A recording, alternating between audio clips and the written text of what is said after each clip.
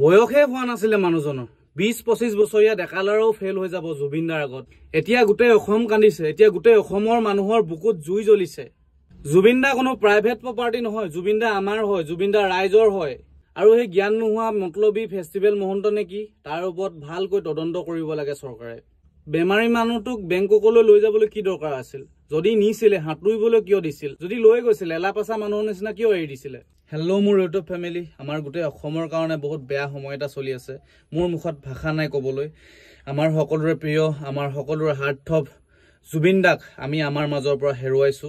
না কিবা কামত মন বহিছে, মানুহৰ ঘৰত ৰাস্তাৰে যোৱা গাড়ীত মানুহে হাতে হাতে লৈ ফুৰা মোবাইল ফোনত অকল জুবিনদাৰ গান, অকল জুবিনদাৰ গান।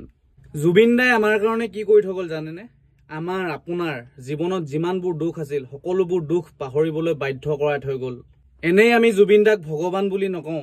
যেতিয়া আমাৰ জীৱনত বহুত বেছি দুখ হয় ন, তেতিয়া আমি ভগৱানৰ নাম লৈ লওঁ, আৰু ভগৱানৰ নাম লোৱাৰ লগে লগে আমি সকলোবোৰ দুখ কষ্ট পাহৰি যাওঁ।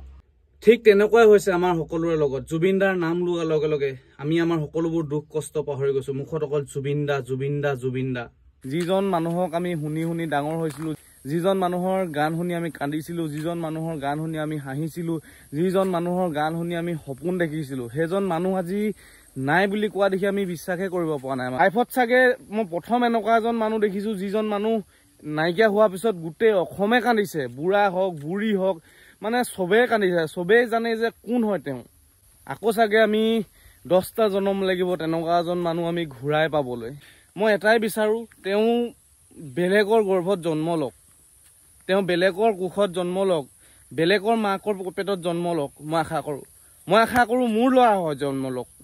যোৱাকালি মই দোকান নুখুলিলোৱে, দোকান খুলিব গৈছিলো, অলপ দেৰি থাকি গুচি আহিলো।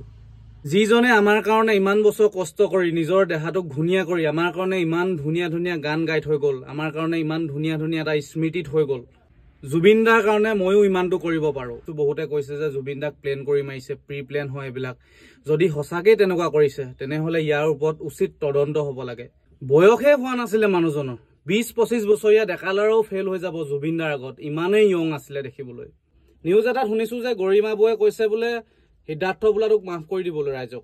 ৰাইজে সিদ্ধাৰ্থ বোলাটোৰ ওপৰত যিখন এজাহাৰ দিছে সেই এজাহাৰখনো উঠাই ল'ব কৈছে। জুবিনদা কোনো প্ৰাইভেট প্ৰপাৰ্টি নহয়, জুবিনদা আমাৰ হয়, জুবিনদা ৰাইজৰ হয়। গাঁও টাউন ৰাস্তা পদূলি চব মন্দিৰ হৈ পৰিছে।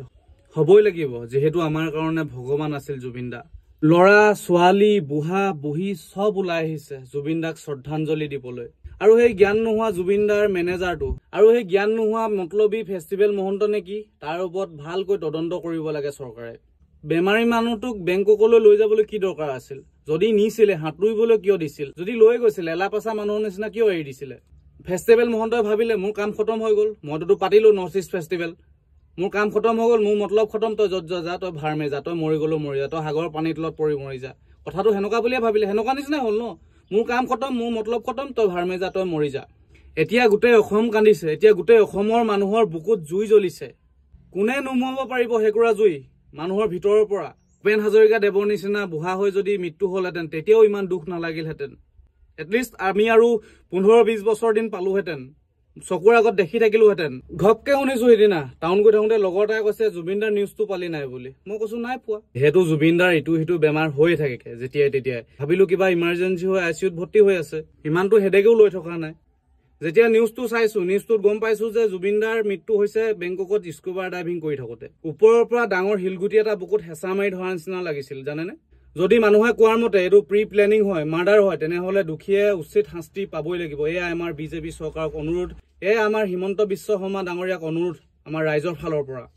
জুবিন মানে অসম, জয় জুবিন অসম, জুবিনদা অমৰ হওক।